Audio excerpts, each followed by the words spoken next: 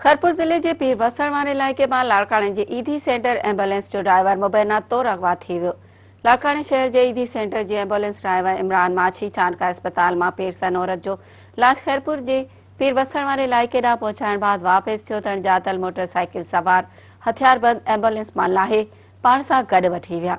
उन सिलसिले में ईधी सेंटर लाड़काने के इंचार्ज मोहम्मद सलीम ॿुधायो त गुज़रियल ॾींहुं मंझंदि जो एम्बुलेंस जो ड्राइवर इमरान माछी चांदका अस्पताल में पीर सन औरत जो लाश खणी खैरपुर जिले के पीर बसण वारे इलाइक़े ॾांहुं खणी वियो हो, जंहिंखे वापसी ते 3 मोटरसाइकिलुनि ते सवार हथियारबंद पाण सां गॾु वठी विया आहिनि।